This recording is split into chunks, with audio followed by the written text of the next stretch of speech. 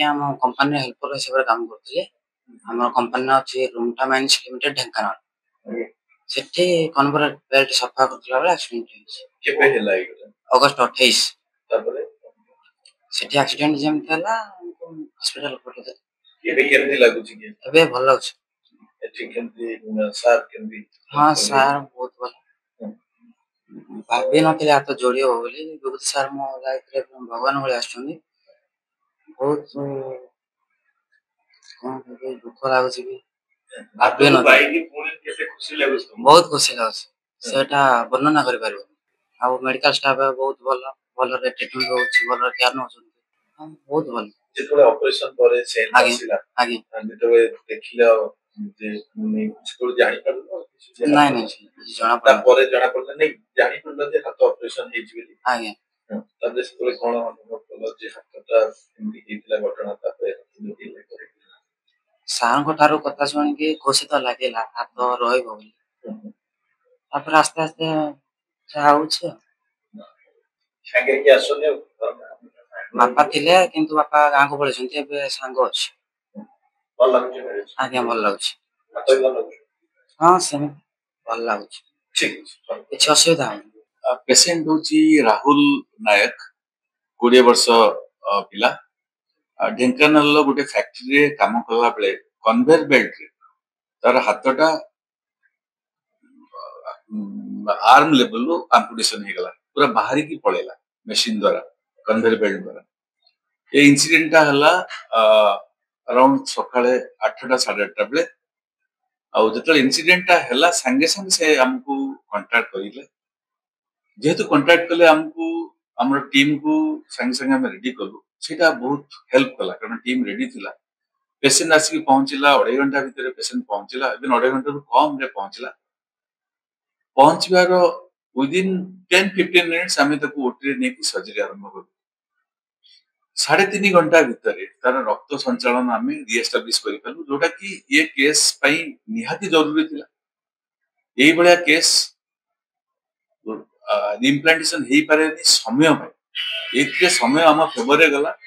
ଆଉ ଆମ ଟିମ୍ ଯେହେତୁ ଅର୍ଗାନାଇଜ ଥିଲା, ଆମକୁ ବି କିଛି ସମୟ ଆମେ ଲୁଜ କରିନୁ।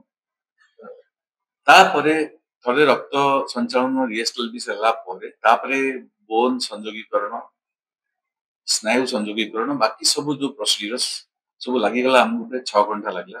4ଟା 4:30 ବେଳେ ସର୍ଜରୀ ସରିଲା। ଆମ ଟିମରେ ଅର୍ଥୋପେଡିକ ସର୍ଜନ ଥିଲେ, 4 ଜଣ ପ୍ଲାଷ୍ଟିକ ସର୍ଜନ ଥିଲେ, ଆନାସ୍ଥେସିଷ୍ଟ ଥିଲେ, ଆଉ ପାରାମେଡିକ୍ସ ଥିଲେ। ଟୋଟାଲ 20 ଜଣ ପାଖାପାଖି ଏ ସର୍ଜରୀରେ ଥିଲେ। ଆଉ ଏ ସର୍ଜରୀରେ ଜୀବନ ପ୍ରତି ବିପଦ ଥାଏ। ପ୍ରଥମେ ତ ରକ୍ତ ଏତେ ଲସ୍ ହେଇଯାଇଥାଏ ଆମ୍ପୁଟେସନ, ପ୍ଲସ୍ ରିଇମ୍ପ୍ଲାଣ୍ଟେସନ କଲା ବେଳେ ବି ବହୁତ ରକ୍ତସ୍ରାବ ହୁଏ। ଆମକୁ ପେସେଣ୍ଟକୁ ପ୍ରାୟ 7ଟା ବ୍ଲଡ ଟ୍ରାନ୍ସଫ୍ୟୁଜନ କରିବାକୁ ପଡିଛି। ଆଉ ପେସେଣ୍ଟର ସର୍ଜରୀ ହବା ପରେ କୌଣସି ପ୍ରୋବ୍ଲେମ ଡେଭଲପ କରିନି। ବହୁତ ସମୟରେ ଟିକେ ଡିଲେ ହେଇଥାଏ, କିଡନୀ ଉପରେ ପ୍ରଭାବ ପଡେ, ହାର୍ଟ ଉପରେ ପ୍ରଭାବ ପଡେ। କିନ୍ତୁ ଯେହେତୁ ଆମେ ଏତେ ଫାଷ୍ଟ ତାର ରିଇମ୍ପ୍ଲାଣ୍ଟେସନ କଲୁ, ଆର କୌଣସି ପ୍ରୋବ୍ଲେମ ହେଇନି। ପେସେଣ୍ଟକୁ ପୋଷ୍ଟ ଅଫ୍ ଜ୍ୱର ବି ହେଇନି। ସବୁ ସୁରୁଖୁରୁରେ ତାର ରିକଭରି ହେଇଛି।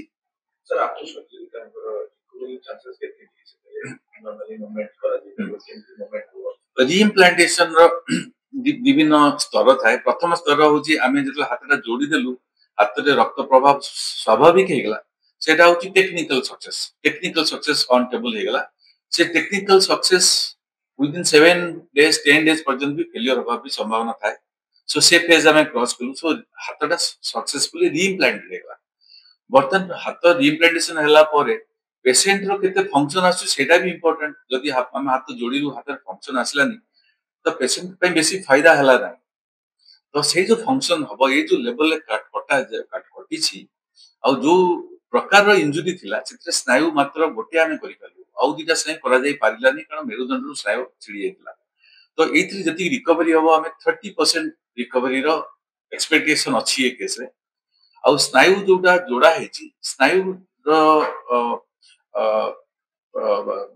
ରିକଭରି ହଉଛି 1 ମିଲିମିଟର ଦିନକୁ ରିକଭର ହୁଏ। ତ ତାର ଯୋଉ ଲେଭେଲରେ ଫଙ୍କସନ ଆସିବ, ତାକୁ ଅଲମୋଷ୍ଟ 8ରୁ 9 ମାସ ଲାଗିବ ଫଙ୍କସନ ଆସିବା ଲାଗି।